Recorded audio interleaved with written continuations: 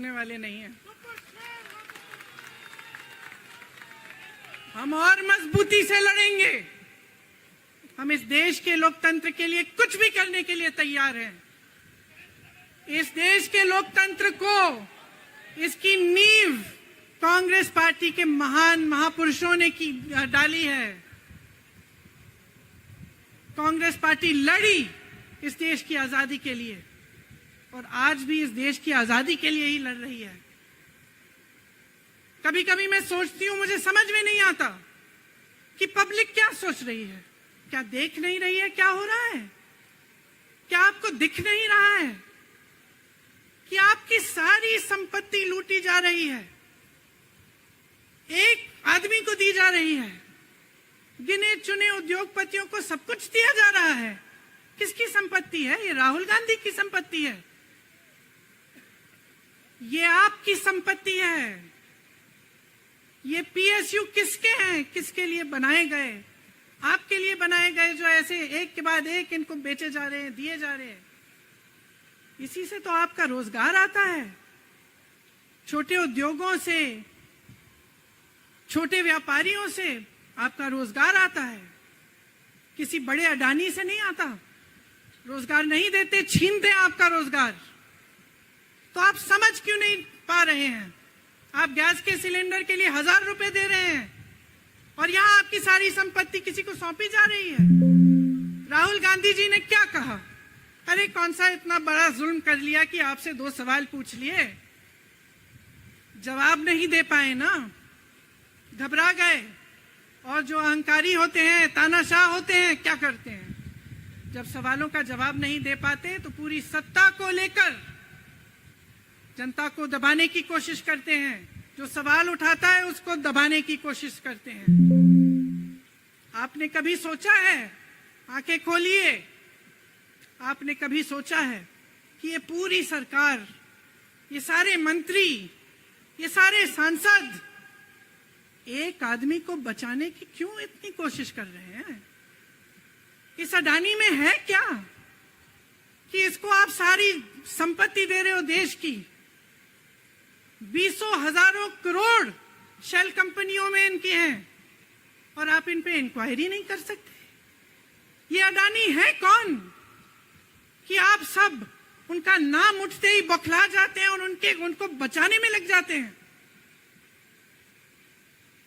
देखिए, आप इस देश के देशवासी हैं, ये देश आपका है, ये लड़ाई आपकी है। आज तमाम नौजवान बेरोजगार क्यों हैं? हम इश्तिहार तो देख रहे हैं, होर्डिंग देख रहे हैं, मदर ऑफ डेमोक्रेसी लिखा है, कहते हैं कि हमारी अर्थव्यवस्था बहुत तेजी से आगे बढ़ रही है, तो इतने नौजवान बेरोजगार क्यों हैं? तो जहां जहां हम जाते हैं बेरोजगार नौजवान क्यों दिखते हैं? इतनी महंगाई क्यों है? इतनी महंगाई क्यों है?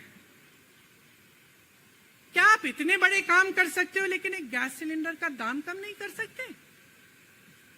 आप छोटे व्यापारियों की मदद नहीं कर सकते? आप रोजगार नहीं बनवा सकते? तो फिर आपकी सरकार किस काम की है? लोगों को दबाने के लिए है या अडानी जी को आगे बढ़ाने के लिए है? तो आज ये समय आ गया है कि हमें गंभीरता से सोचना पड़ेगा। ये सरकार पूरी कोशिश करती है कि आपका ध्यान भटकाया जाए। अब आप सोचिए, कन्याकुमारी से कश्मीर तक एक आदमी चला, उसके साथ लाखों लोग चले। क्या पैगाम लेके चला? किस लिए चला? उसके दिल में क्या भावना थी कि लाखों लोग देश भर से उससे जुड़ के चले? समता, एकता की भावना थी। आज आपके सारी मीडिया, आपके सारे मंत्री, आपके सारे सांसद, आपके सारे कार्यकर्ता कह रहे हैं कि राहुल जी ने विदेश जाकर देश का अपमान किया, राहुल जी ने एक वर्ग का अपमान किया। क्या एक आदमी जो कन्याकुमारी से लेकर 5000 किलोमीटर कश्मीर तक चल के ये रोज रोज कहता है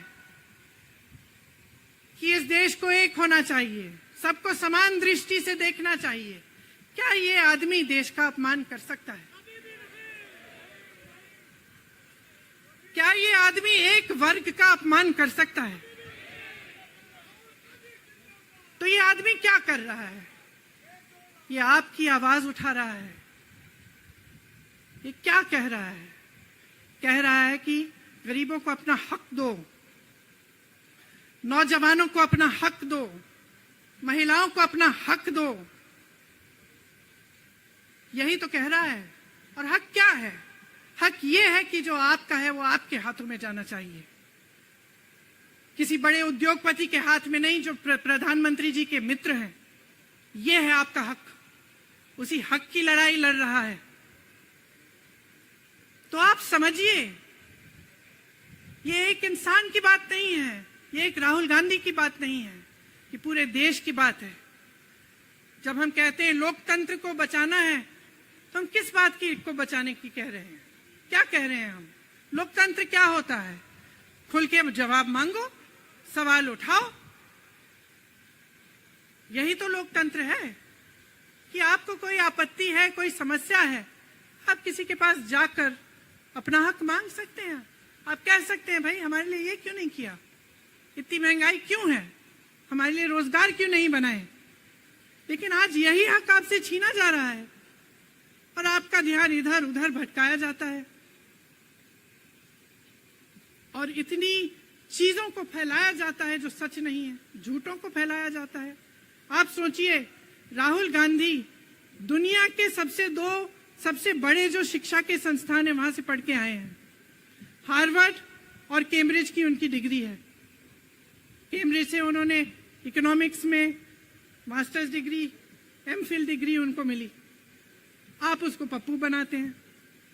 पूरे देश भर में आपकी सहायता के साथ मेरे मीडिया के दोस्तों, डिग्री आपने देखी नहीं, सच्चाई आपने देखा नहीं, उनको पप्पू बना दिया।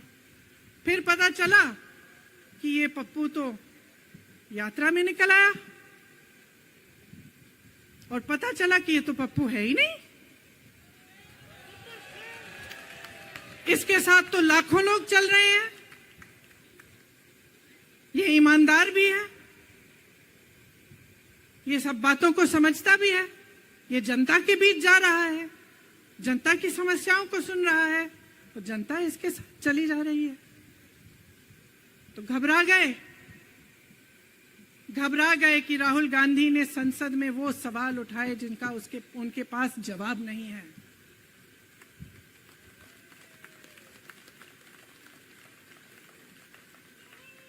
क्या किया सुन लीजिए।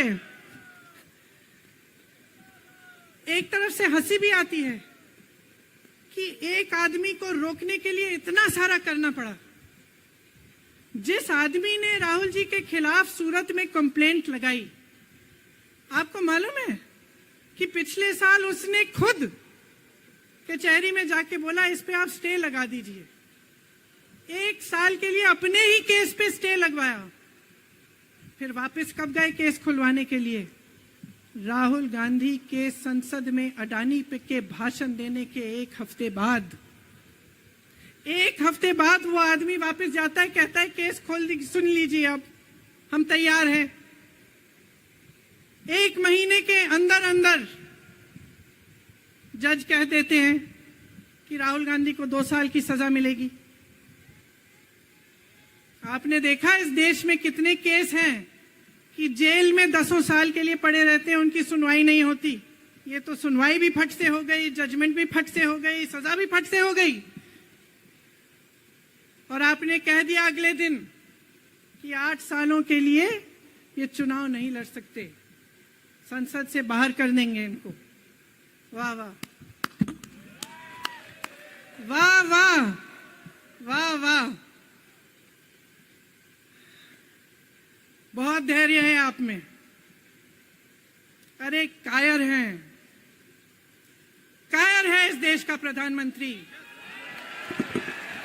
लगा दो केस मुझ पर, लगा दो केस मुझ पर, जेल ले जाओ मुझे भी, लेकिन सच्चाई ये है कि इस देश का प्रधानमंत्री कायर है।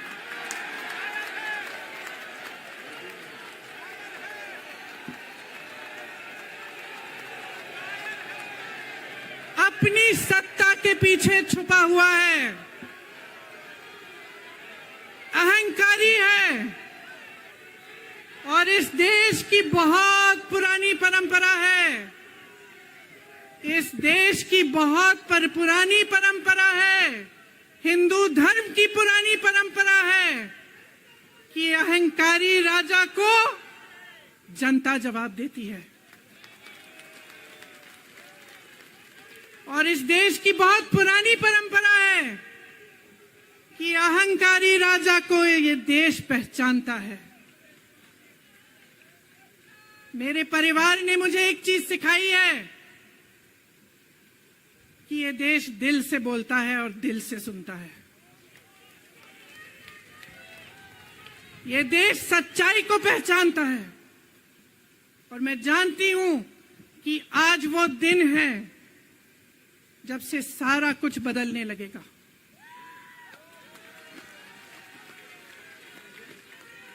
मेरे मीडिया के साथियों, मैं आपसे कहना चाहती हूं, बहुत हो गया है, बहुत हो गया है। मैं जानती हूं आप पर कितना दबाव है। मैं जानती हूं कि आपको लाइन भेजी जाती है कि आज आपको ये कहना है, आज आपको ये लिखना है। लेकिन आपकी एक बहुत बड़ी जिम्मेदारी है। आज लोकतंत्र खतरे में है। अगर सरकार सवाल उठाने वाले को 8 सालों के लिए संसद से निकाल सकती है, अगर कह सकती है कि तुम्हें चुनाव लड़ने की ही इजाजत नहीं है, तो बहुत गड़बड़ है, बहुत गलत हो रहा है। और ये लोकतंत्र के लिए ठीक नहीं है, ये इस देश के लिए ठीक नहीं है। जब आप पत्रकार बने, शुरू में जब आप काम के लिए आए, तो आपके दिल में भी ये होगी बात कि देश के लिए मैं सच्चाई बोलूंगा, मैं सच्चाई बोलूंगी। आज आप बोल नहीं पा रहे हैं, हिम्मत करिए, खड़े हो जाइए आप भी। और जैसे खड़गे जी ने कहा कि तमाम पार्टियों ने आज अपनी आवाज उठाई है, उनका हम सब धन्यवाद देते हैं। और हम सबको एक होना पड़ेगा। इसलिए होना पड़ेगा क्योंकि आज ये देश खतरे में है। आज इस देश की सारी संपत्ति एक आदमी को सौंपी जा रही है और उस आदमी को बचाने के लिए पूरी सरकार खड़ी हो जाती है। बहुत गलत हो रहा है। अगर आज मेरे भाइयों और बहनों आप इसको पहचान नहीं पाएंगे तो इस देश को बहुत खतरे में डाल देंगे। इसीलिए यहां खड़े हुए महात्मा गांधी जी की समाधि के कुछ ही गज दूर खड़े हुए मैं आपको याद दिलाती हूं कि कितनों ने इस देश के लिए अपना खून बहाया है, कितनों ने इस देश की धरती, इस देश की आजादी के लिए अपना खून बहाया है। ये अफसर हैं यहाँ तैनात खड़े हैं, इसी तरह से इनके भाई सरहद पे खड़े होते हैं हमारे लिए, आज भी अपना खून बहा रहे हैं। क्या इसके लिए? क्या अडानी जी के लिए? कि अपने देश के किसान के लिए, अपने देश के गरीब के लिए, अपने देश के छोटे व्यापारियों के लिए, महिलाओं के लिए, अपने बच्चों के भविष्य के लिए हम सब अपनी जान देने के लिए तैयार हैं।